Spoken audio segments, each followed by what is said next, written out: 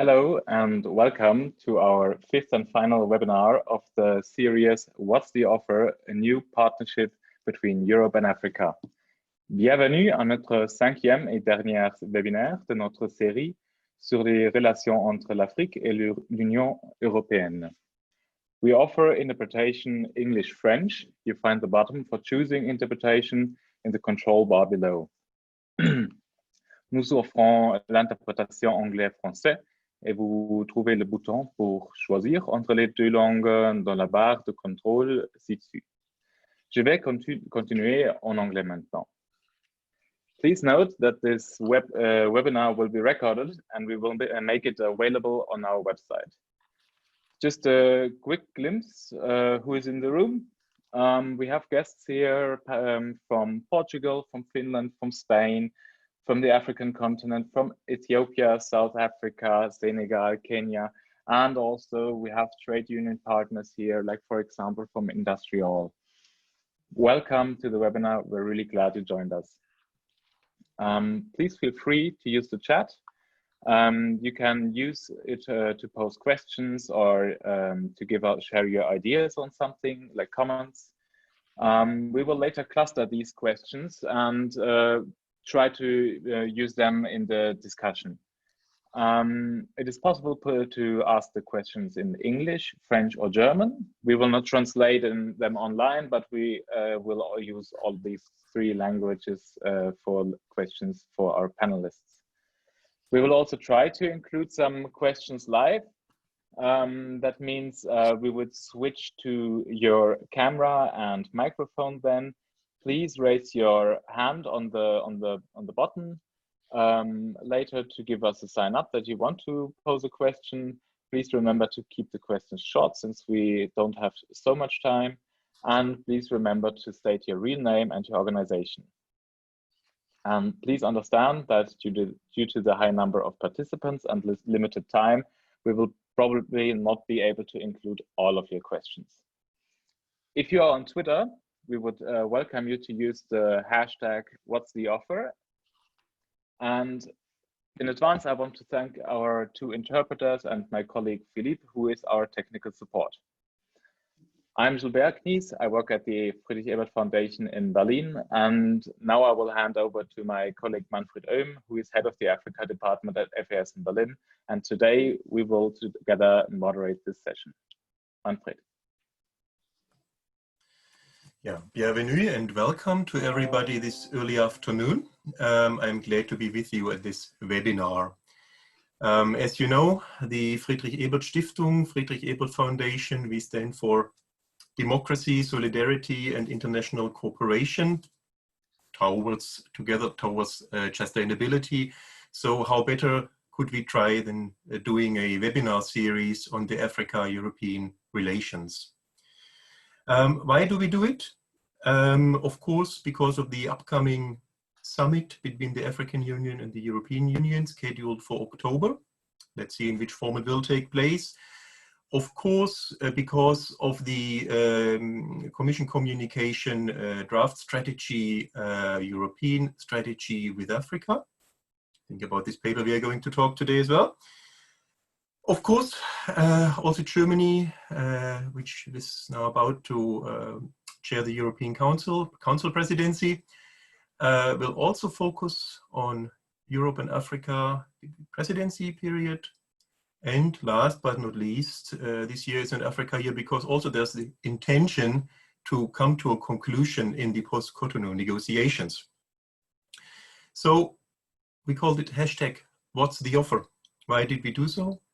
We believe if the partnership between both continents is serious and is to be even more serious, it is important what you stand for and what you put on the table as an offer for the other side. That, of course, is, as we think, not an easy but rather a deep question, because what should be an offer is something we will discuss. But also, you know, who poses the offer? Is this European African? Is this African European? Who poses? Who will take the offer? And who should be involved in the process? During our webinar series, we had thus far focused on priorities and different themes. and instruments, financing instruments in the field of peace and security, democracy, and investment economic transformation. I think we will get back to some of the points from the last webinars. Of course, today we want to go beyond that, and we ask about targeted policy advice, because the speakers, as well as many participants in the audience today, you know, most of us are somehow involved in policy advice or advocacy. So besides asking ourselves what are priorities and opportunities in this run-up to the summit, you know, let's make use of the coming month, and who should speak to you, to whom, you know, how can we create momentum in the run-up to the summit in terms of policy advice. We are very glad to have 3 distinguished speakers with us this early afternoon. That is Tanya Cox of Concord, that is George Mukundi of UCT, and that is Gert Laporte of the European Think Tank Group and ECDPM. Welcome to the 3 of you, and thanks so much for well, sharing your valuable time with us. Before we go in the first round of inputs by our speakers, my colleagues Daniela from FES Brussels office and Anne from the FES Africa department in Berlin will sort of share with us a brief overview about the main insights from the last webinars, a glimpse of what have been discussed. And when that is done, we go to the inputs, then we open up to questions from the chat, and then we go to another round with the speakers. Thanks so much for all of you, and I would like to hand over to Daniela and Anne. Thanks. Yes, Manfred, thank you very much. It's a pleasure to also participate in this webinar. As you just said, the basic idea of this webinar series was to first discuss the EU communication towards a comprehensive strategy with Africa at large, and then second, to dive into specific policy areas, just as democracy support, economic cooperation, peace and security, and to discuss use financial instruments to promote development in these areas. Anne and I, we won't give a summary of each previous sessions, but we have identified, let's say, 3 recurring key messages which have run through all the 4 webinars so far. These 3 key messages are: first, the need for a unique selling point; second, support and implementation for African norms and policy approaches; and second, coherence of EU processes. Let me start with the first one, the need for a unique selling point. So to put the partnership on a new level, it needs a, let's say, unique selling point, which required first a new attitude of both sides, Africa and EU, regarding the quality of the partnership. And to quote here one of the speakers of the first webinar, to go beyond institutional interests and wish lists. With regard to the EU, that means that it needs to adopt a different approach to distinguish itself from other actors on the ground, because the presence of more actors, in particular, of course, China, has increased not only economic competition in Africa, but also competition in terms of political values and development models. Therefore, the EU should aspire to a value-based partnership, which then, of course, needs to be reflected in its policy approaches.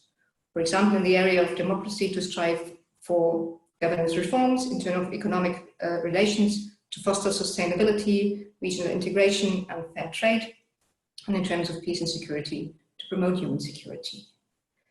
Of course, the COVID-19 pandemic was also widely discussed throughout the previous sessions, and the corona pandemic also seems to add, let's say, a kind of additional narrative, which means that EU investment for jobs alone won't be enough, but that social protection, functioning public services remain crucial for any socio-economic development.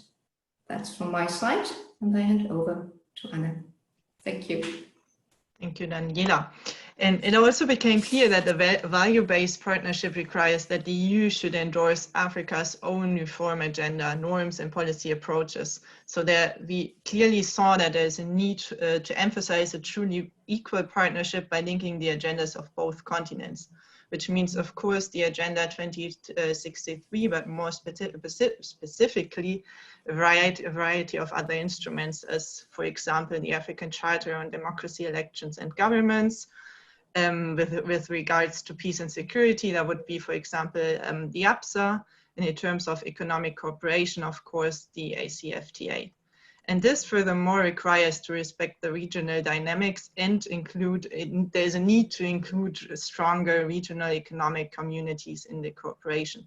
So the second point would be, or the second key message we took away from the webinars would be to support and implement African norms and policy approaches stronger. And last but not least, our third point, it became clear that an equal partnership and a value-based partnership requires that an EU-Africa strategy needs a comprehensive approach.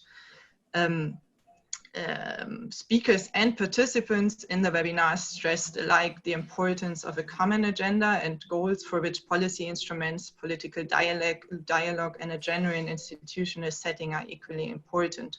So far there are ongoing parallel processes on the EU side, such as, for example, the G5 in the Sahel region, the EPAs in the area of trade, and we have a variety of different approaches from the member states. And in particular, the ongoing negotiations of the post-Cotonou agreement seem to hamper such a necessary comprehensive approach, since the link between the Africa-EU strategy and the Africa pillar is not entirely clear. So the need for coherence of EU processes and a comprehensive approach is our third message, which we took away very strongly from all our webinars. And with that, back to Gilbert and Manfred. Thank you, Anna and Daniela, for refreshing our memories and highlighting the core messages from the previous sessions for us. Keeping these key messages in mind, we do not want to let you wait any longer now, and we would like to pass the word to our distinguished experts. As Manfred already said, Gert Laporte is the director of the European Think Tanks Group and the deputy director of the European Center for Development Policy Management, ECDPM. And we would like to start with you, Gert. What are your thoughts on the strategy document and the run-up process to the summit? Where do you see opportunities and priorities for shaping the agenda, and how can we make use of the run-up period in the next month? What should be done in terms of policy advice, and last but not least, by whom? Thank you very much. Good afternoon to everybody. I must say that yesterday evening I've been doing some binge watching. I've been looking at some of the videos because I could not attend all the interesting seminars of the Friedrich Ebert Stiftung, but I've been watching them yesterday on YouTube. And some of these were very interesting. Others were quite technical, I felt. But in any case, I tend to follow to a large extent the conclusions that were made at the beginning of this seminar. Let me just focus on three elements that have really taken most of my attention, three key observations. The first one will relate to the content of the strategy. I will say a few words on this. Secondly, I will talk about the implementation issue, the issue that was rightfully raised at the introduction. And thirdly, we also need to look, of course, at the implications of post-COVID-19 on this Europe-Africa partnership, because this will radically change the whole partnership for the years to come. First, on the content of the strategy, the substance. I think the strategy is full of very nice wordings, and these days the European Union uses a lot of nice language to please the African side. Europe wants to express with this geopolitical commission of Ursula von der Leyen that Africa is very important, and we use lots of nice buzzwords, partnership of equals, the twin continent, reciprocal relations based on mutual interests and responsibilities, building strong political alliances in the global and multilateral arenas. These are all very nice words, but of course this is paper. This is paper, and I come back to that in a few moments, because I prefer also with ECDPM and ETTG to look also at the practice. And practice is sometimes different from what we intend to do. What I liked about the strategy, though, was that for the first time, the European Union showed a little bit more humility and self-criticism. I just quote, the EU must adapt the way it engages with Africa. There's also talk about cooperation on democratic governance and rule of law on both continents. For the first time, the EU also recognizes that we might have a governance problem at home as well. So there's some more modesty, more humility in the text, but I would not describe this to be a very strategic strategy. Why not? Because it is very much trying to bring all different types of issues that in the past years are important into one and the same strategy. It does not prioritize, in other words, it does not really strategize. By putting too many priorities at the same time, and then there is one priority that was forgotten, the issue of pandemics, but by putting all the other priorities together in one and the same strategy, you run the risk of presenting a kind of shopping list that is not necessarily very strategic. What I miss, for example, is also the articulation with previous and overlapping strategies. And we have so many other strategies between Europe and Africa: the joint Africa-Europe strategy, the Cotonou Agreement, the Juncker Alliance, the bilateral strategies of the individual member states of the European Union. What I also miss is the issue of the value added of the European Union. The European Union seems in this strategy to copy what others are doing. We put a lot of emphasis on investment, infrastructure, but that's not necessarily the area of core specialization of the European Union. Maybe we should pay more attention to this.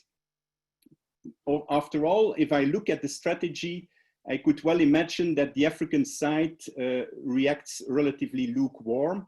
Of course, the moment in which this strategy was released was a very unfortunate moment, as it was released just a few days before we all went in lockdown. And this clearly illustrates that you can have bad luck when presenting a strategy, but it also shows that we probably might have to revise fundamental elements of this strategy. Let me come to my second point, implementation.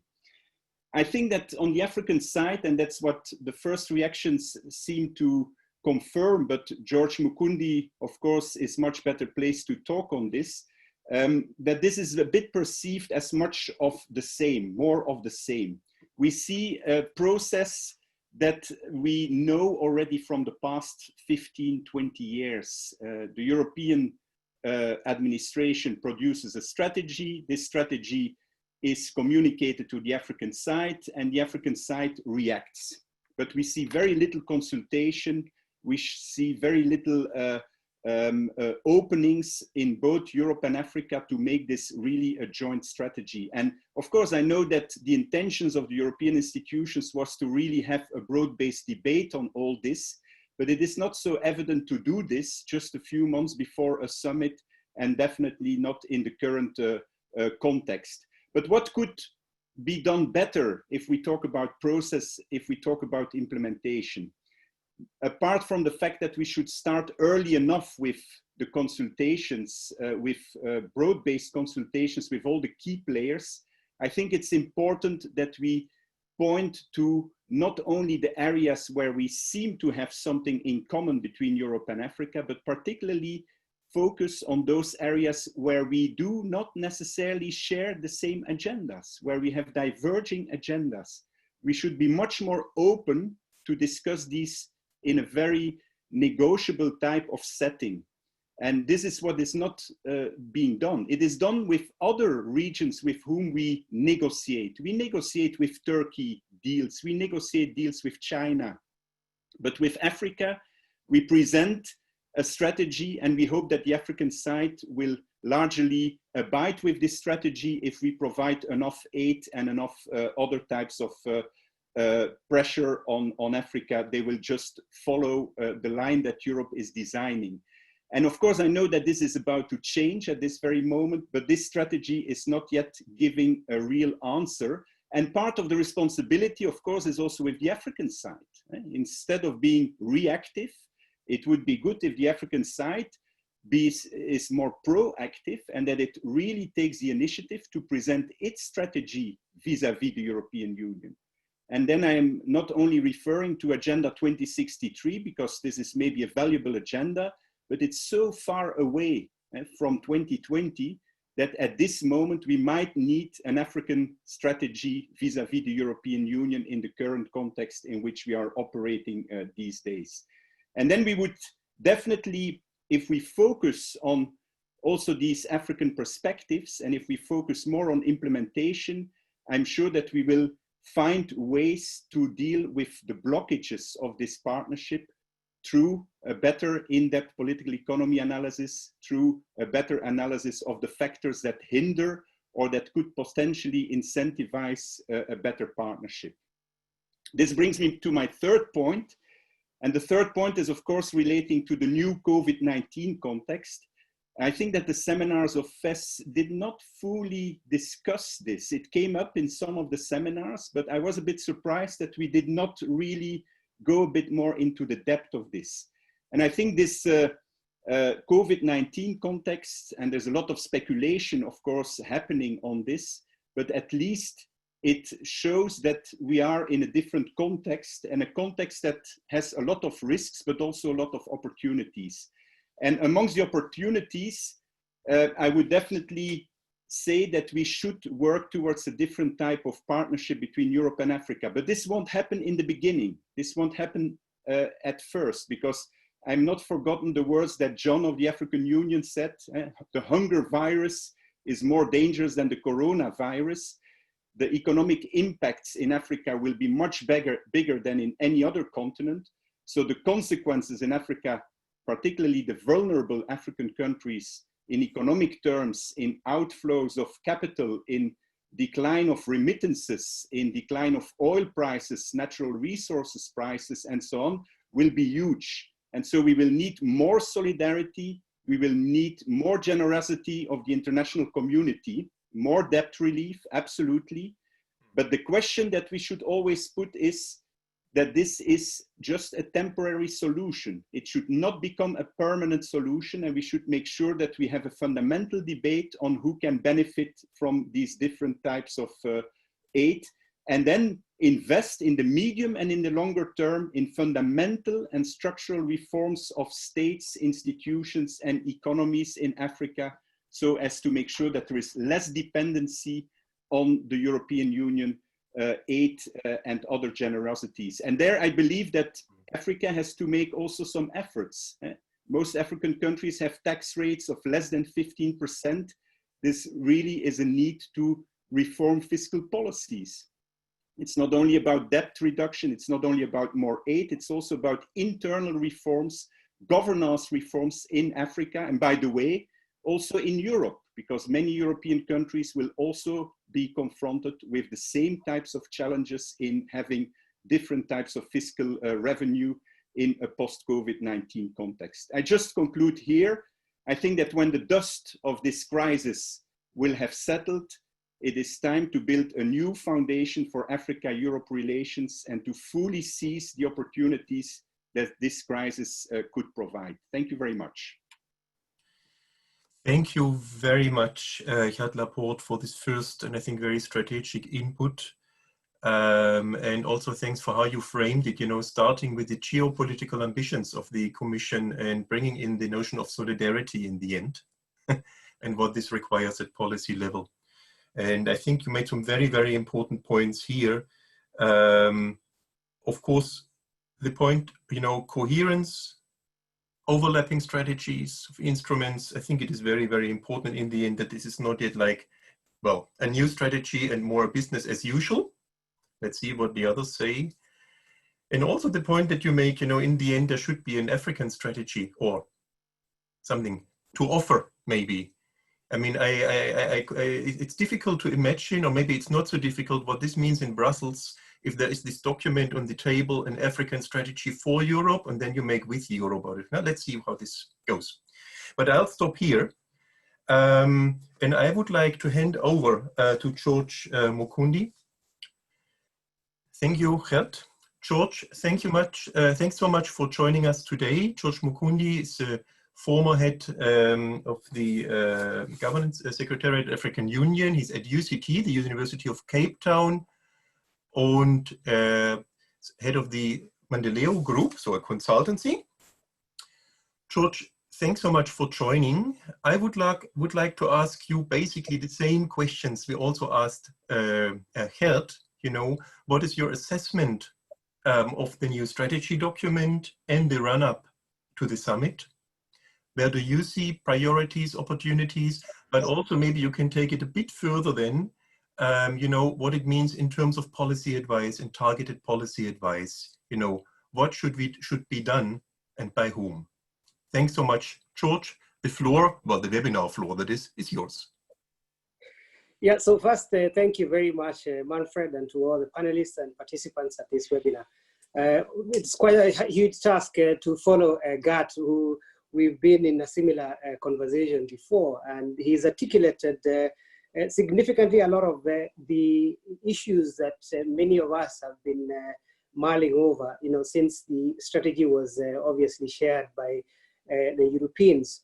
I mean, first, really, again, is to give quite a level of appreciation of, you know, first for bringing us together to have this kind of a conversation. And why it's useful is that it's one of those unique moments where, as much as I guess, you know, Gert is saying maybe the opportunity or the momentum might not have been right, in the sense that the strategy came when people are more focused on addressing the post-COVID implications and impact, which are real.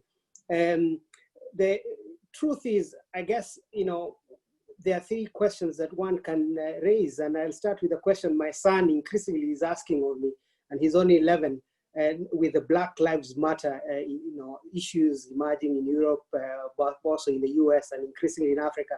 That why is it that people seems, as far as he's concerned, only being 11, now to raise those kind of issues? Obviously, perhaps the fact that he doesn't know that those issues were raised back in time, but he's fascinated that it seems to get a lot of traction, not just in America, in Africa, in Europe. I mean, if you see the protests that are happening. In other words, what seems to me to be a game changer is the fact that more and more people these days now have access to information. And that's very useful and strategic to begin. One of the few things I've learned, you know, obviously borrowing and learning from others, is that the best way really to disinfect or address a problem is to illuminate with some sunlight. And why I say that is one looks at the strategy and asks what's new, what's different, which is a question that you've asked significantly, has been asked throughout all the various four pre-sessions of this particular webinar. And I don't want to go to the details of them because I think our colleagues gave a very useful summary. But I want to start there of, is there any philosophical conceptual basis from this new strategy that significantly shows like things will be different from how we've known them? Issues that now have been captured by this current strategy, are they now emerging as priorities now, or were they always priorities? And why is it that, you know, increasingly some of us then are saying that's what the Europeans are suggesting would be their priorities, when yes, indeed, although Gert and a few others always ask whether Agenda 2063 is too far-reaching, too far into the horizon for one to come up with a very clear strategy. The truth is, you know, Africa has always been accused of not having a strategy of its own. Then when you think way long-term, you are again asked, why do you think so long-term? 50 years is such a long way to go. We only have 40 years, in fact, to get to Agenda 2063. And the questions that are increasingly emerging is, what is different even in the Agenda 2063? Because if Africa, yes, has a strategy of its own, there is also, importantly, I mean, I must insist that yes, it's long-term, but it has components, you know, 10-year, and even below lower on strategic interventions that needs to be done. But I guess from a reading of the strategy, it appears to me perhaps not as strategic as Gart also seems to suggest, and I agree with him, but rather a reactive or a reaction or a response to one, global trends, a competition that is increasingly emerging not just from China and the rest, but Brexit, and even if one was to be a bit ambitious, even COVID, is that increasingly, one, our European counterparts and friends are realizing that things are not business as usual. The Africans are becoming much more emboldened in realizing that, look, our solutions lie with ourselves, not with external help. The president of Ghana has come out very clearly and really emphasizing, and more and more of what people are saying, look, we must forget that we have to always go out there with begging hands and begging bowls, and we want equal partnership that is based on trade, not aid. Now, how do you facilitate trade when the playing field is not equal? Which then leads to the next question, whether this is a partnership. I mean, it's a strategic plan that from the onset, and why I like Gart's contribution, is to say it has super beautiful, superlatives of what aspirations the strategy indicates it needs to be done with the Africans. All the corners, all the passes have been somehow addressed, but is it a partnership, or is it asymmetric, as many of the previous panelists in your group have said? What I find super fascinating is that as much as, I think it's a very, very good start, it's a partnership in name only, significantly, but there's an element of willingness, a willingness of a bit of humility that perhaps we might want to approach our counterparts on the continent through dialogue, through working with the institutions that they've also significantly identified as their interlocutors. And that's why we are quite happy that the Europeans had in 2017 the summit with the AU that brought out the declaration that many people are indicating and suggesting that should be the basis upon which one, this partnership should be based upon, not cherry picking a few elements of that particular declaration that identified, broadly speaking, because if you look at the strategy, it identifies 5 areas, but to be honest, the 4 issues that have been picked from that is really on one major overarching objective, unfortunately super generic, so it's not implementable. If you think of green transition and energy access, digital transformation, sustainable growth and jobs, everything else could fit under that. Migration and development, or migration and mobility, which obviously is one of the areas where both partners have an interest, not necessarily shared interest, but a level of divergence. But what Gart also said, both in terms of moving forward, is that both parties must come to the table, agree that there are issues we might not necessarily agree. There are areas of divergence. We have a lot of the issues that we have convergence. Can we factor in what we seem to share as interests and work around those ones? Those ones that also we have a divergence, it doesn't necessarily suggest that we will not work on them, but to figure a way in which there's some bit of compromise on how we arrive at the very, very end. So a lot of dialogue, a lot of coherence and consolidation. The last point really is about what then needs to be done. And I don't want to go back to what has been suggested in many of the previous consultation, is that what seems to lack in this strategy is clarity of why certain choices are being made, both from both ends. Obviously for the Europeans, and I give them credit for doing so, is that really these are their interests. But are those the interests, and then there should be an outcome of a strategy with, if those interests are also not reflective of the interests of the other parties. So yes, now we know what the interests of the Europeans are, but do we really know, unless we agree to then suggest that, unless we take Agenda 2063 or Abidjan Declaration and the many elements that identify to be the African interests, to be then the consolidated, synergized approach to this issue. So 4 things I would want to suggest in terms of thinking how we need to approach this issue. 1, the priorities, yes, it's useful to know what the Europeans' priorities and interests are, and those are 5. But perhaps before we agree that this is a strategy with Africa, what needs to happen is not then just take stock, rock, and barrel, what the Europeans have suggested are the strategic interests or strategic priorities, but work hand in glove with the African counterparts to come with a consensus-based strategy that agrees on what can be done together, or what each of them can do either independently or collectively, and find compromises. Now that's unlikely to happen if everybody then sticks to their guns that this is our strategy. So how does it make it a strategy with Africa as opposed to a strategy for Africa? The second point, and I think it's extremely important, and I know Gat spent a lot of time addressing this issue, is the lax modalities of implementation. And I don't think it's by accident, it's by design, because I spoke about the philosophy or the basis, which my colleagues obviously had suggested that for the Europeans, why this is different from many of the other interlocutors or parties we're engaging with, they always emphasize the point of a human rights-based approach, sustainability, and value-based partnership. But is it value-based partnership, I ask? And unless there is that conversation where African shared values and the European shared values, some of them might converge, some of them might divert, but we are willing to see ability of people making concessions and saying, this yes is for our interest, this is yes for your interest. We are likely to see this strategy go beyond the paperwork that is written on. The final point, and Gat somehow mentioned it, and we've spoken about it, and I'm happy, especially with your former colleagues who've spoken in all the other frameworks, is that we must also define roles and responsibilities of the various actors, with somehow, and I said it's by design, not by accident, is that there is an unwillingness by the European side to recognize the African Union as the main interface for this partnership. And that's the reason why it's not by accident that they say EU-Africa. But who is Africa? Is it the African Union? Is it the regional economic communities? Is it the various 55 member states of the Union? Of course, they would want that there is no clarity on that point so that they can choose and pick who they engage with, whether it's on the economic partnerships agreements. But the Africans are saying, look, our basis on issues of trade has to go through the CFTA.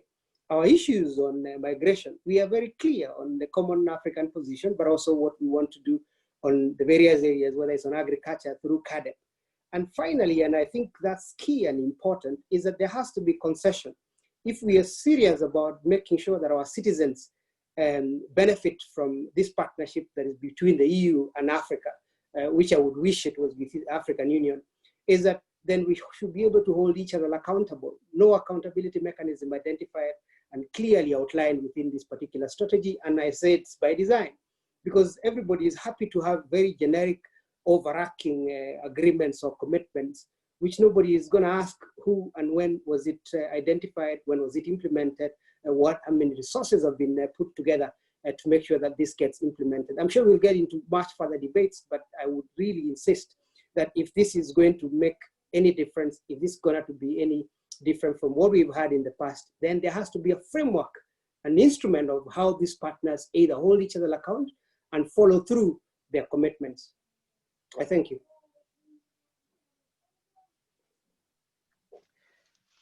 Thank you very much, George Mukundi, for these insights. I found it impressive how you connected the attraction that is currently obviously very much there, also the awareness that there is a need for change now, that it cannot go on with this nice words, but now is like a very late moment, but it has to be a moment where the question, what is the offer, who offers, and how do we implement it, how do we deal with this, has to be has to take place in different ways. Thank you very much. Also, I think we will also come back later to the problems of how do we implement it if we do not have good participation ways, if the processes of how do we find the strategies are not participatory, how do we then go to implementation? What does it mean when there is a lack of linkages to processes that are already going on both continents? And I also think we will go back to the focus on who negotiates when and how? Thank you very much, George Makundi. We would like to come now to Tanya Cox. She is the director of Concord, the European Confederation of Development and Relief NGOs. Before that, she worked at Plan International and also with Save the Children and Human Rights Watch. Tanya, are you already there? Perfect. Tanya, what are your thoughts on the strategy and how do you assess the run-up process to the summit? What do you think how could we make use of the time until the summit? And what would you give as policy advice? And what other policy advice should be identified and by whom? The floor is yours. Thank you very much. Thank you. So of course I agree with what both of the two speakers have said, and I'm going to try to be complementary as much as possible. So I think we've seen the big picture quite well now from two different angles. Maybe I could go into a couple more details. A number of people are saying that crises offer opportunities for change. And I think historically this has been proven to be true, but there are also moments that can easily be lost or wasted. And so here I might differ very slightly from Geert in saying, well, let's wait for the dust to settle. I might tend to say, actually, the COVID crisis is an opportunity for us that we might need to seize in order to be clear about what a strong and meaningful EU-Africa partnership should look like, especially if we want to rebuild better, because this is the language that's now currently being used by the European Commission. So we have a window of opportunity, and we won't get this again for a while because people are thinking, okay, how can we rebuild better? The question is, will we and will our political leaders actually seize this opportunity to rethink our ways of working, or will we just go back to business as usual, which is rather comfortable? So Jutta Urpilainen, the Commissioner for International Partnerships in the European Commission, has been talking about the Africa strategy since COVID broke out. And she's been suggesting that actually it's pretty spot on. It addresses the right issues. And apparently it appears to reflect what African leaders would want to focus on, despite the quite little consultation that's actually occurred. So from Concord's perspective, I think we would say rather, yes, but are all the important issues actually covered? And I agree with Geert, we do not want a shopping list, but I disagree because I think there are a couple of very important things that are missing. I would add to that, are the issues that are covered in the right way? Concord's starting point for the way we look at rebuilding and rethinking the way forward, and indeed how we should think about partnerships, is that we have to be people-centered. And we have to focus on the most marginalized people. If we want to actually reach the furthest behind, so if we want to leave no one behind, and if we want to achieve, this principle within the Agenda 2030, which is so important. Concord also thinks that we need to look at the system. Everything is all very interconnected, but what we do see is that it's not all working in the interests of people. If I can add to that a couple of observations from the COVID-19 crisis. The first is that, so far at least, it appears that countries with stronger systems in place before the crisis broke out are coping better, whether we're talking about health systems or social protection systems or food systems, whatever. So in order to rebuild better, we're going to need strong state-led investment in building quality public services and systems which are accessible to everybody. Now, I don't hear Urpilainen's cabinet or member states talking about the Africa strategy needing a far greater focus on human development, because that's basically what we're talking about when we're talking about investment in public services. And from our perspective, at least, this focus on human development is really missing in the strategy. I don't hear either the EU talking about the role of the state in partner countries, the importance of the role of the state and how the EU could help to boost that. From my perspective, at least, this is not included in the strategy.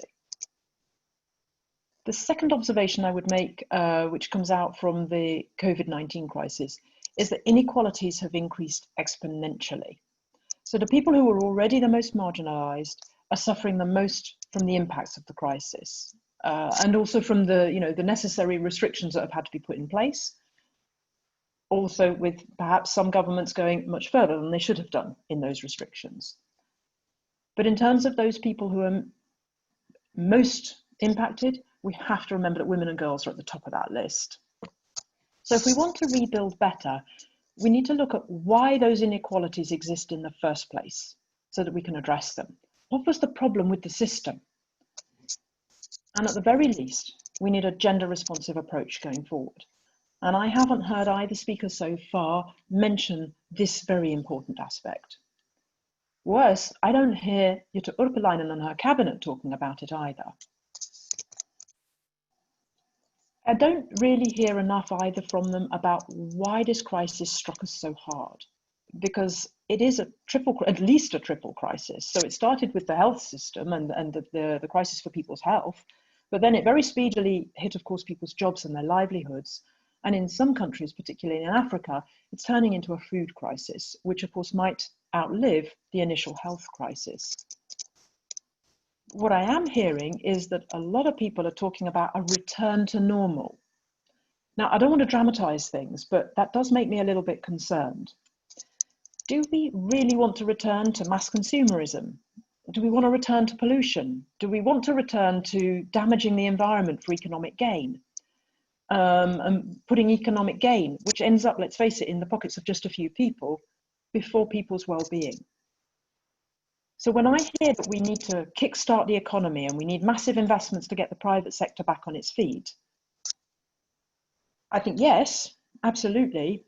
But let's take a look then at what that really means in terms of livelihoods and jobs for people.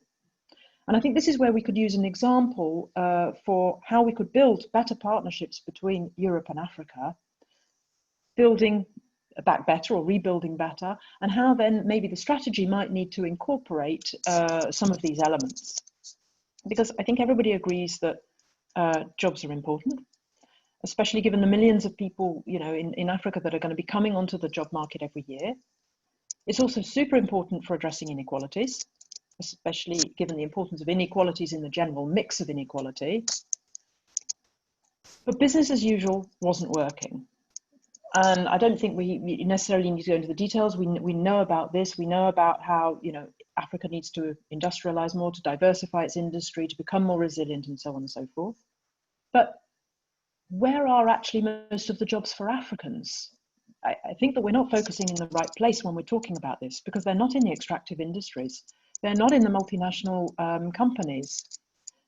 And they're certainly not in the European or foreign ones. They're generally speaking in the informal sector. I mean, 85% of African people work in the informal sector, and 90% of women do. But informal workers are unregistered, unregulated, untaxed, unprotected, and unconsulted. So they're going to be among the first people to be left behind, but they're also going to be the last people to benefit from the system. We need to bear in mind as well that 95% of Africa's business is actually petty traders and micro enterprises. We've got relatively few companies operating across borders. So this, if I now look to how the EU operates, this begs the question, well, what is the EU going to invest in then if it wants to support Africa? Is the EU external investment plan actually the right option? It's not really targeting the informal sector. It's not really targeting micro enterprises. To my knowledge, and in my recollection at least, the strategy isn't either. So what we would be arguing is that in actual fact, perhaps the strategy isn't focusing, even in areas which are important, on the right thing. So what could the role of the EU be here? How can the EU support states in Africa to create this enabling environment for business that they keep talking about? How can the EU support local markets, the creation of local jobs? How can the EU support decent work conditions so that they're applied all the way along the supply chain? The strategy just doesn't go into what really matters. I suppose this is the point I'm trying to make. If the EU wants a meaningful partnership with Africa, it has to reflect where Africa's at, and it has to support people. You can't grow international or even continental trade by imposing it from the outside. And in my opinion, at least, and from what Concord is saying, we don't believe that the EU should be imposing our economic model because it's so far from perfect. It's left so many people behind and it's done such damage to the environment. So surely we need to be talking with Africa, with African leaders and African, civil society and African people about how they would like to grow their system based on, for example, a respect for community, which is so much stronger than we have here in Europe. Mutual solidarity, Africa's own values. So to come to what we would like to see and some policy recommendations, from a people perspective, we would like to see provision of universal quality public services and much more emphasis on this in the strategy, especially social protection. We want to see far greater attention paid to women and girls and other marginalized groups. From a systems perspective, we think that we need to be rethinking the whole point of the economy. Is it really all about creating growth? Or should it be about creating economic progress which benefits people? Because they're not the same thing. If it's about progress for people, then surely we should be looking to invest in companies with sustainable and inclusive business models. Businesses which are mission-driven rather than profit-driven, so they keep the value they create local. From a partnership perspective, how can the EU support Africa's priorities, set out in their own strategies, as George was so rightly saying? And what might the EU need to do if it wants to show real humility? And here I would challenge Geert a little bit about the humility side of things. If it wants to show real humility, what would it need to change about its current practices? And one example here, to use the EU lingo, is this policy coherence for sustainable development. A lot of what the EU does undermines Africa's development. So how are we going to change that? So in terms of the policy advice, let's look at dovetailing and aligning all the processes so that we can rebuild better. Let's take a bit of time to rethink how we can rebuild better. Let's consult much more widely with the real people, so the people whose lives are at stake. Put people front and center of the strategy so that we do address inequalities and that we do actually achieve the SDGs.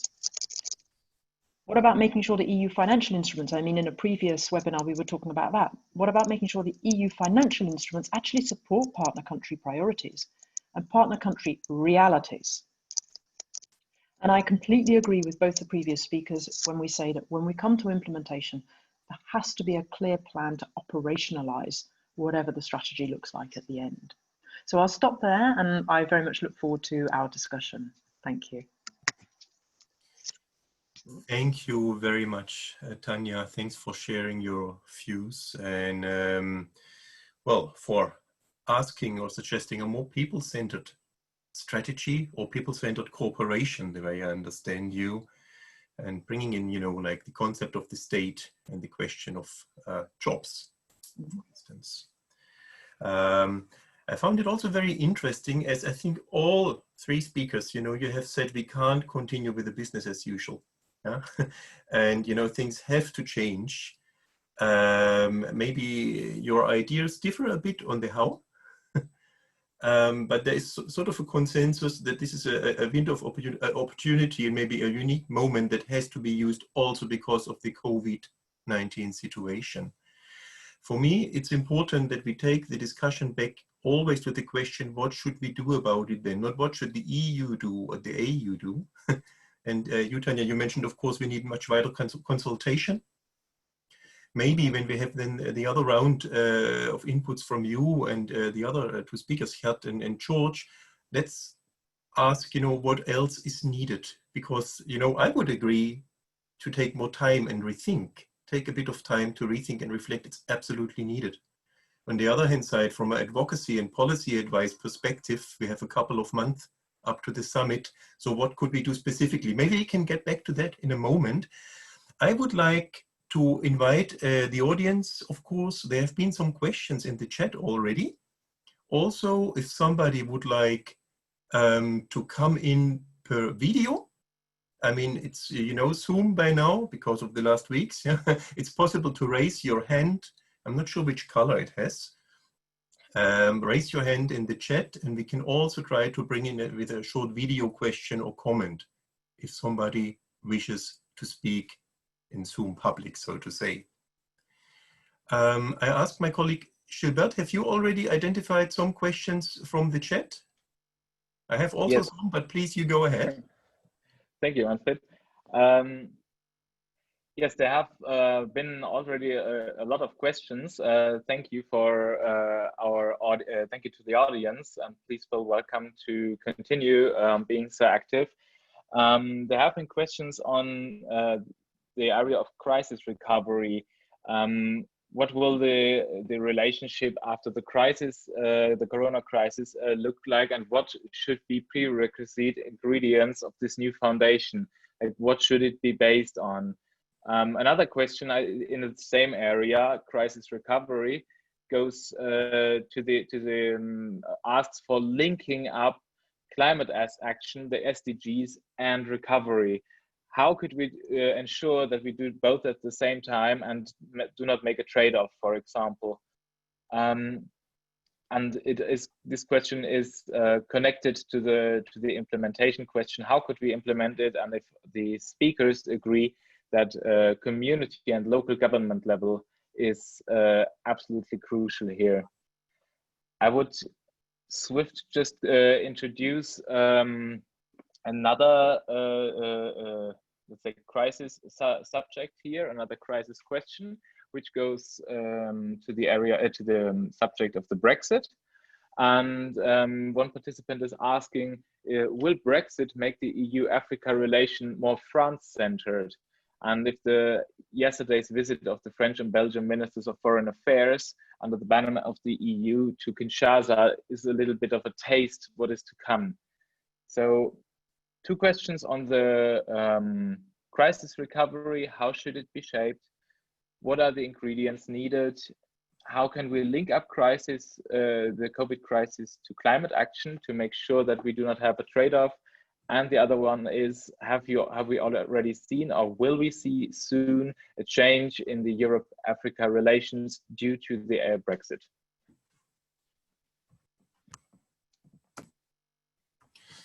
Thank you very much, Gilbert, for sharing those questions with us.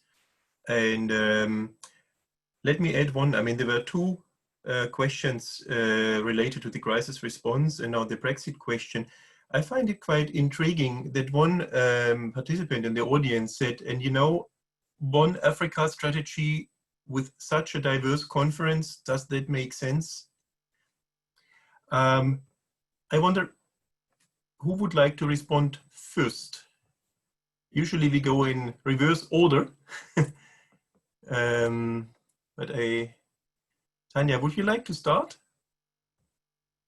I can share a few thoughts perhaps, thank you Manfred, I can share a few thoughts perhaps on the crisis and the coming out of the crisis.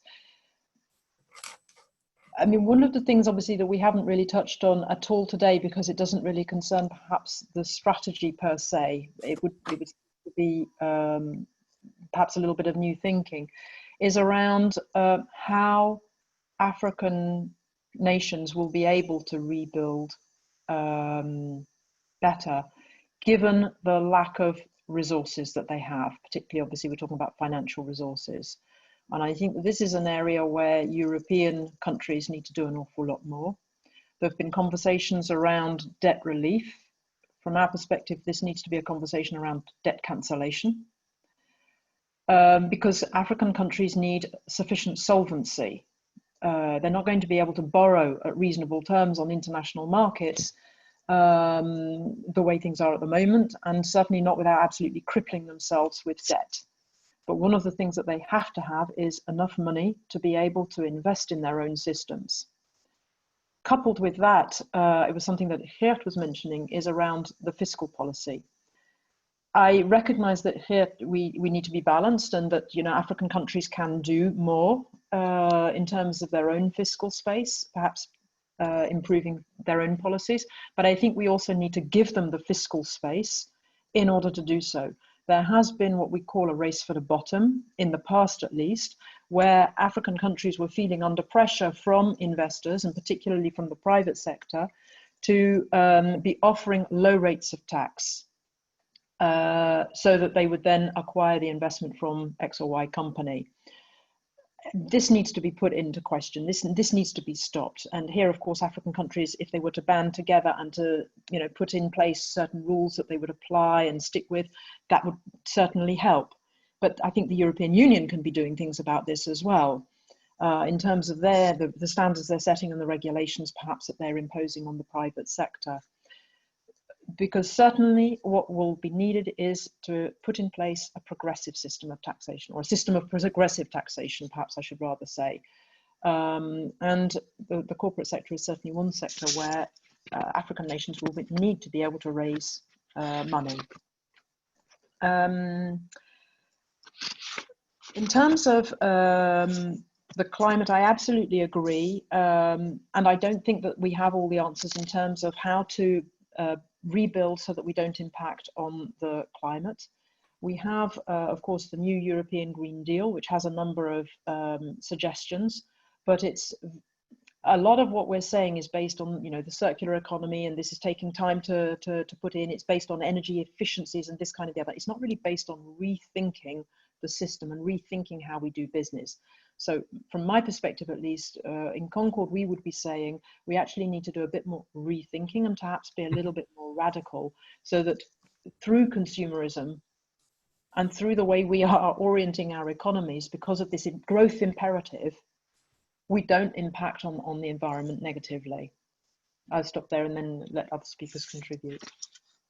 Thank you very much, Tanya. I'd like to hand over to George. If you can unmute, please, George, and also comment. Yeah, thanks. I mean, first is really to agree with Cox. She's really raised extremely very useful angles that hearing it coming from her, I mean, first I want to completely endorse it from her, especially the significant missing components of this strategy on the state development model, which especially coming from the European side as an argument, which increasingly is actually gaining traction, is super fascinating. Nothing has brought to the fore this issue than COVID, where the countries, both in Europe, in China, in the US, that are able to do quicker recovery, are those ones where the state is significantly strong enough, has capacity enough to respond to the crisis. And so it's significantly shifting, you know, other than people, at the moment you start saying state development model, you're labeled, whether as a socialist or whatever it is, that people will label you as, it's seen almost as a negative thing, but there can be much more impetus now, both for both continents in this strategy, to rethink and reconfigure what does it really mean. And I mean, my former colleague raised that issue of the whole human security and state development as the anchor on how one will respond to this crisis. What has been fascinating, especially in the last couple of months or days, is this debt relief debates, and even the role of rating agencies, where there are few countries, especially in Africa, who are now increasingly afraid to ask for debt relief because there is this grounding stone hanging on their neck, because they're reminded, you do that, then we'll increase, or loans will be much more expensive. Kenya is one of those countries that have had to make that strategic choice. The implications of it, we don't know yet, but will be significant. So I really want to first agree with her. The whole debate about debt relief, whether it's cancellation or restructuring, has to be on the table, because the truth is, as we also saw even in Europe, so Europe is facing its own problems, whether it's in Italy or in Spain. So we are not oblivious of the fact that first you look internal, you look on addressing those issues and concerns. But unless also we are looking at it to the extent that, what does it mean for countries now where all their revenues, resources have actually been wiped out and they were not able to? So then it goes to really beginning to reshape the three actors in terms of how we address recovery. The role of the state as being a very, very primary driver. And we've seen that in Ethiopia, we've seen that in Rwanda and a few other countries. The private sector and the role that it can play, but also the negative role it can also play, mostly focused on the bottom line, and forgetting once in a while that you have to have not just social corporate responsibility, but you also have to help the state be able to deliver. But importantly, citizens, the trust and the accountability of citizens to trust their government, to even think the government is useful when it decides whether it's a curfew, whether it's a lockdowns, and it respects any of those rules. We've seen across the world, not just in Africa, that unless those issues and elements of accountability at the national level, at the local level, at the regional level, at the global level, we have a problem. Thank you very much, George, and thanks indeed, for underlining this question of accountability. Also, I think it's also very important for the overall question of this webinar, how we proceed with policy advice. What should be done by whom? Maybe it's how we can create more accountability at the different levels that you mentioned. Thanks, George. I'd like to hand over to Gert Lapoort with two remarks before. One remark, if there's anybody from the audience who would like to take the chance to speak to us via video, please raise your hand, the Zoom hand, you can do that. Don't be shy. And you're also welcome to add more comments. Gert, before you start, one of the questions has been, whether the strategy will be different also because of the Brexit, and whether it will be a more France-centered strategy. It's a question on a different level, but it's intriguing. Please, Gert. Yes, I think it was a very good question, because I also looked at the various questions that were being put, and I must say that with the UK, we had more chances to have a different type of partnership with the UK in a pre-Brexit context. Let me explain. We had already 5-6 years ago in-depth analysis and discussions on the future of the Cotonou Agreement. And at that time, the UK, together with the Nordic countries, with the Netherlands, were very vocal in stopping this type of cooperation. They felt that this was a traditional North-South type of cooperation that creates precisely the dependency relationship, which was mentioned in the discussions today, and which was also mentioned on the chat. If you provide aid money to groups of leaders, mainly central states in African or other countries, you create a kind of relationship that installs vested interests. And this is precisely what Britain, together with some of the Nordic and other countries, wanted to do away. The moment that Britain dropped out, we saw that the momentum was lost to reform this, what we call old-fashioned ACP-EU type of cooperation. And France is not the best example in reforming this type of cooperation. I recall that 5 years ago, they were very explicit also to make an effort to reform it, but in the meantime, they have changed their views, and they would like to continue this type of relationship because it serves certain interests. So I think we depend very much there of African leadership. And let me bring this also into the debate. At a certain moment, I think it's very important that the African side, that the African leaders also speak out very clearly in favor of the type of relationship that they would like to build with the European Union. And there is a lot of ambiguity. There was a question, for example, why do we speak of EU-Africa and not of EU-AU? Well, the reason is very simple. We could speak of an EU-African Union, European Union, African Union partnership, but many African countries do not trust the African Union. They do not trust their own institutions. And when the guts were down, they were choosing to go the ACP route. Why? Because there was a lot of money attached to that. And this is a type of attitude that has created also confusion. So coherence absolutely needed on the European side in relation to the different frameworks, but I would also call on Africa to make sure that there is more coherence as well on that side. And if we can build mutual coherence on both sides, a lot of the ambiguities in the partnership could disappear.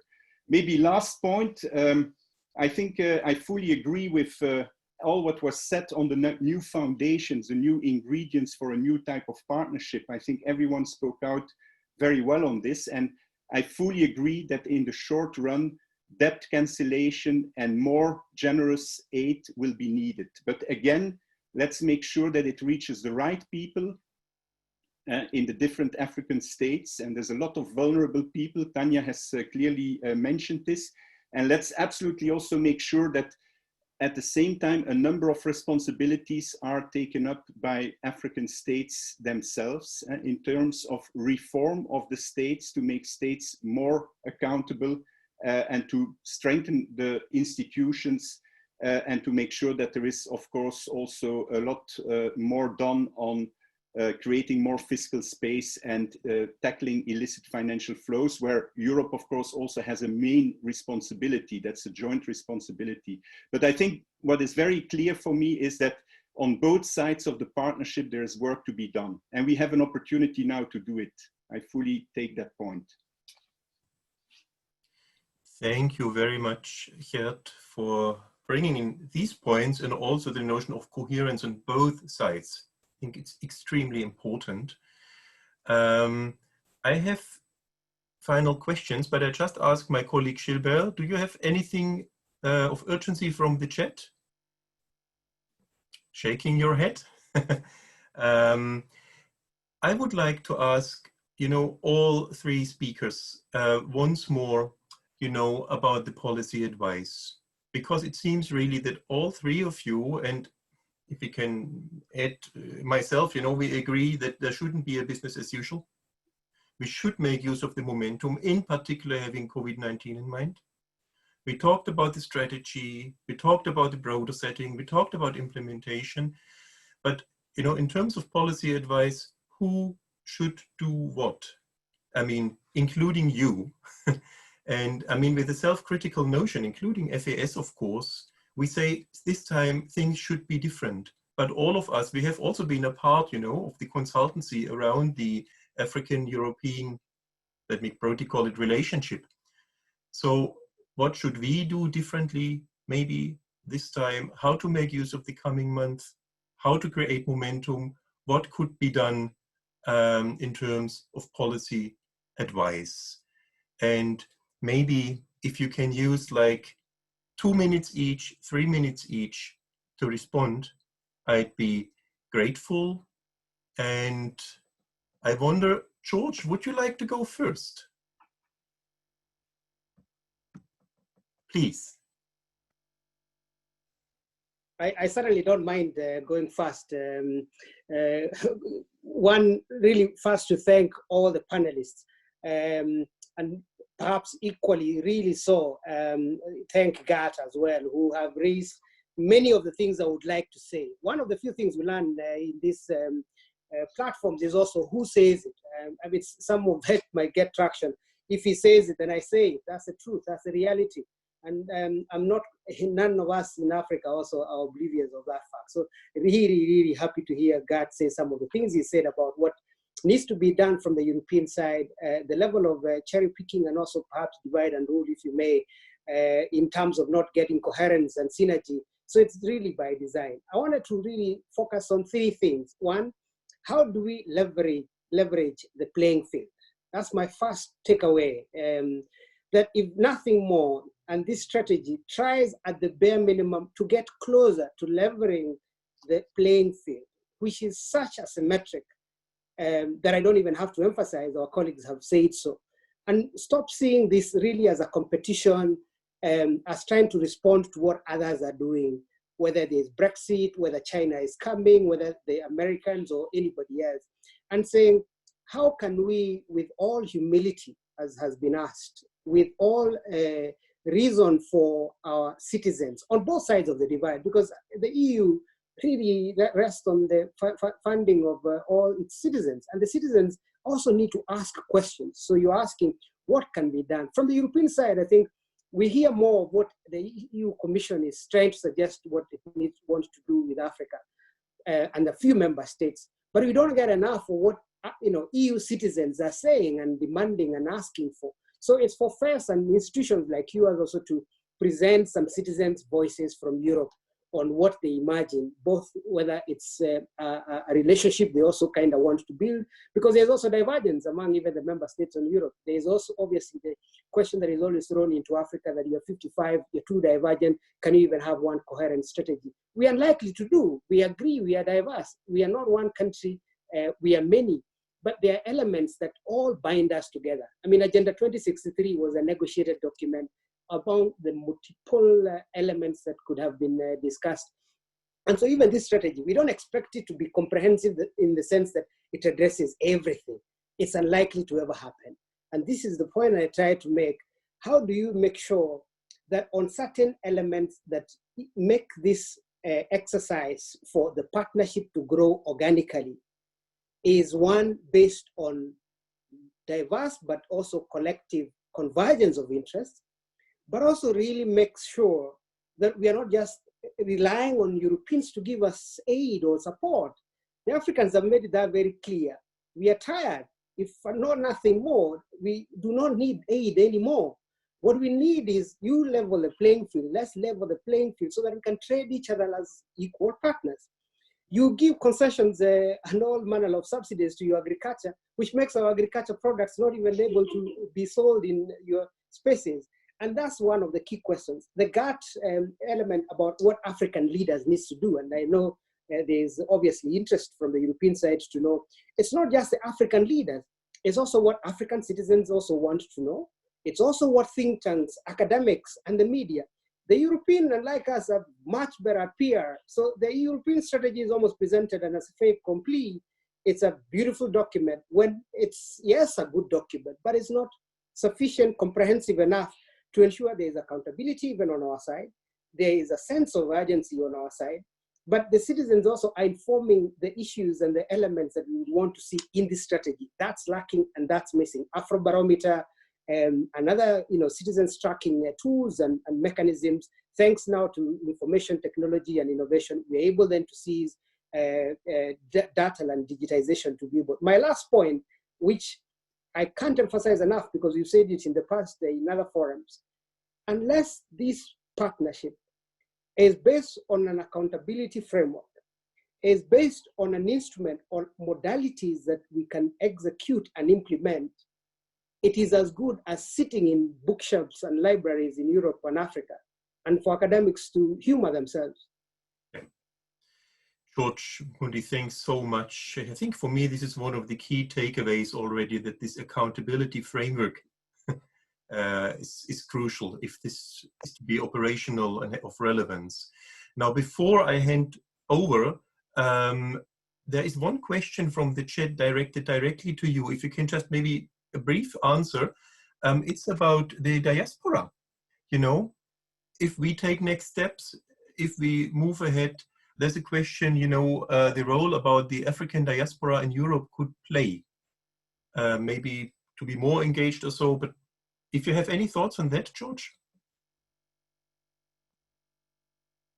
Yeah, thanks a lot. And it's a shame that I didn't give enough credit to the diaspora, who in a significant way are also, especially those ones based in Brussels and in Europe, have given us a lot of data and statistics for us to even be able to give back what we are receiving from. So there's a very, very significant role beyond remittances, which we like the diaspora for, is that they're able to work very hard, and we thank them for doing so, which is the reason why on migration and the issue of mobility, we keep emphasizing, unless we open up our borders, even on the European side, and all that the Europeans are thinking is closing your borders and refusing our people to come to your shores, one, whether it's through visas or even the African passport or other mechanisms, then we are not likely to really get a conversation going beyond blaming each other on why our people are on your end. The diaspora, first, they're lucky enough that they are able also to have the experience and the competence and the skills from some of the most industrial spaces. So we want them back to give back to our spaces, but we also want them to be able to participate and contribute, not necessarily only through the African Union, which has a diaspora directorate, but through the means that they've managed to do by also asking for accountability on your end and on our end. And that we are increasingly seeing by the many diaspora forums across the continent, not just in Europe, but everywhere else. So yes, I agree. there's a significant role, and the Africans also need to embrace, I mean, in countries that are significantly now making much more advances like Ethiopia or even in Kenya, the diaspora plays such a significant role. Thank you, George. Thanks so much. I directly hand over, if it's fine for you, Tanya, to you, and then to Gert, and then I'll summarize briefly. Thanks so much. Thank you very much. I think that we're all asking some extremely difficult questions, and I think we're asking questions that we might not be able to answer today without a lot more thought and without a lot more talking to each other and to the two sides. I mean, when we talk about, for example, how to level the playing field and how to create, well, personally, I don't believe we can create an equal partnership from where we are now. I think that the word equal is a misleading word to be using about the partnership. I think that the partnership probably would be, at best, more balanced, but probably most likely what we should be aiming for is a fair partnership, a real partnership, a meaningful partnership. So these are the kinds of words that already I would be looking more to be trying to use when we're talking about the partnership between Africa and Europe. I think Europe needs to recognize that we have a lot of baggage. And we have so much baggage that I don't think we know how to go about getting rid of that baggage. And I think that until we have that very honest conversation with our African colleagues,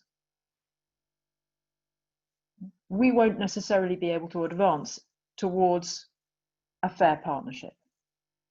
And I think that probably the strategy should also recognize that.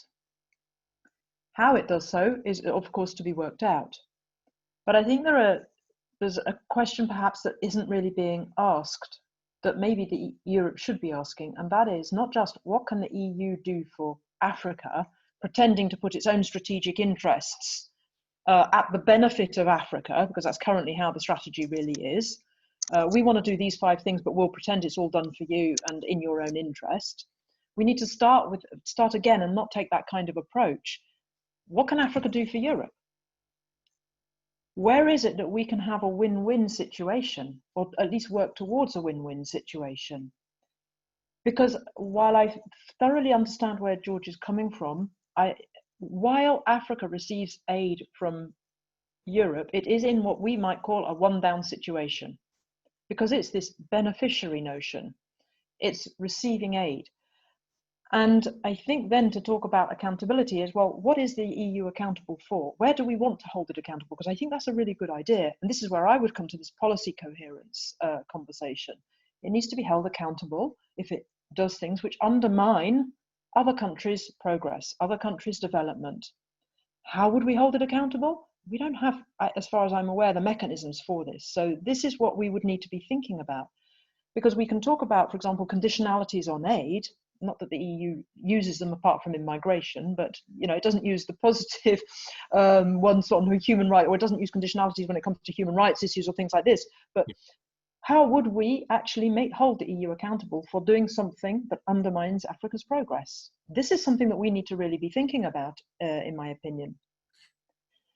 In terms of our own accountability as, say, civil society, I think that you're absolutely right. We also need to be held accountable, and we need to be thinking about our own models, about how we contribute to development and about where we focus our efforts.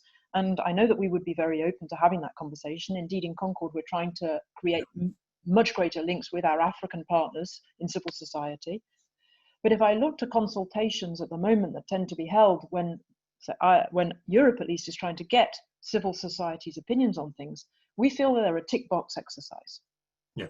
We do not feel that they're taken seriously. We do not feel that actually that Europe is going to go back to the drawing board and say, okay, well, actually, we got this a bit wrong. Let's have another look, which is why we're hearing that the strategy is so great at the moment. Honestly, what would I love to see?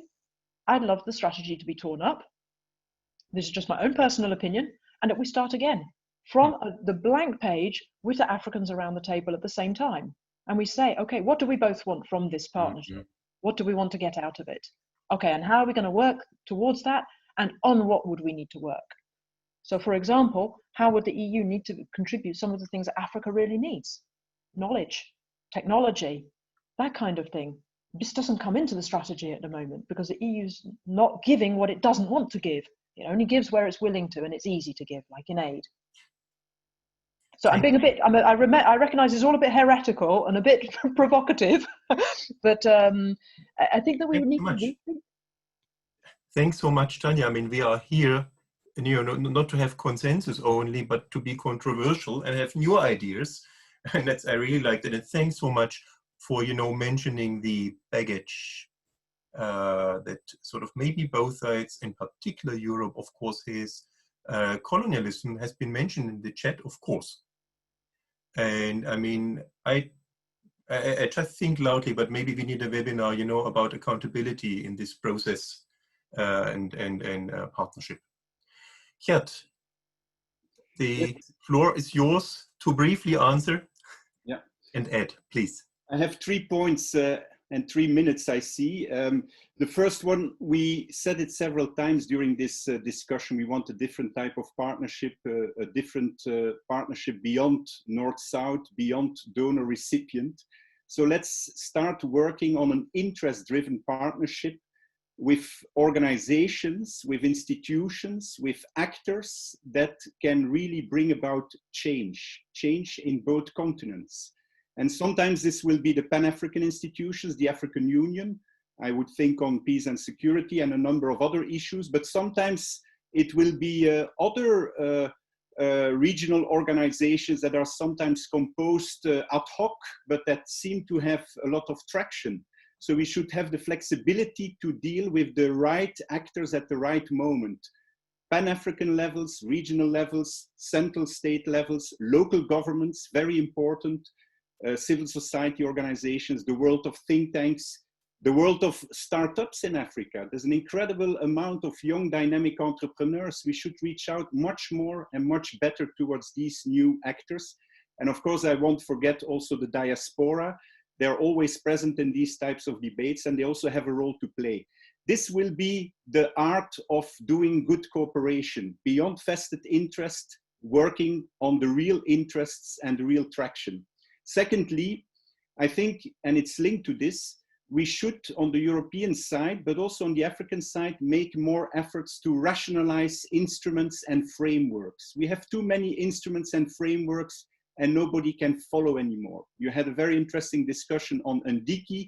That's an important step forward. We will have a more coherent, a more flexible financing instrument, and we will get rid of many of these silos, these separate instruments that have not always been managed in the right way. And then thirdly, I think it's important that the European Union tries to better identify its value added for Africa, and there Africa needs to help. We need from Africa also a perspective as to where the European Union has a value added. I'm sure that we have a value added, but we need to be informed about this by the Africans themselves. And this needs to be spelled out much clearer, much better. And there's a number of elements there that could be brought into the debate. Europe has a certain model of regional integration. It has a social model that's all under big, big pressure, but it could be useful to bring elements of these also in the debate. Thank you very much, Gert. And now I'm not going to summarize everything. That would not be fair. Also not fair to me, sorry. But I think after this series and webinars and today's discussion, you know, maybe we have a bit of a better grasp of where we stand. Because we started, you know, by focusing on instruments, and you mentioned Ndiki again right now, and the coherence between the instruments and strategy. We came also to the question of coherence, you know, on the African side today. And I think we have to continue our discussion on that level. But the overall point that I think all three of you made, and I think it came also from the audience, is really that the particular moment we have to make use of the next sort of level, and the partnership cannot be a business as usual. We might not agree on the how, and I really like today how from several, basically all speakers, you said we need time to rethink. Take a break, time to rethink. But all of you, you mentioned also this point about a accountability framework. I would call strategic accountability, whom to bring on board on which issue at a certain level. I think this is really crucial. And personally, I like most, of course, the point about the people-centered approach, which is linked to accountability. I could say much more, and I'd love to bring in now the post-Cotonou, but we don't do it. It's another webinar, maybe. On the policy advice, I think we have reached a fair point and have to see this is also a discussion we have to continue. How we can bring in not only the right policy points, but how we can engage in this accountability framework also as advisors and think tanks. I'll stop right here with a big words of thanks to all speakers. And I'd like to hand over to Gilbert for further, well, give us advice, please. Thank you, Manfred. And I too want to say a big thank you to our panelists, Tanya Cox, Gert Laporte, and George Mukundi, and also a big thanks to the audience. I'm really pleased to see that we just ran over our time limit and we are still with 92 people. Thank you a lot. I just want to give you a brief impression of our upcoming month. On the 23rd of June, there will be a roundtable webinar of Joachim Schuster, member of the European Parliament. And the subject is Africa-EU strategy, what trade is needed to promote jobs and growth in Africa. To close this webinar and also to include an online participation process, which we ran in spring, you can look forward to a publication of our site. And I also would like to announce a webinar series in the run-up to the summit. I already posted the link for the records of the previous sessions and for today's session in the chat. Please stay updated on our activities. We'd like to see you soon. Thank you to everybody. Bye-bye. Thank you. Solidarity.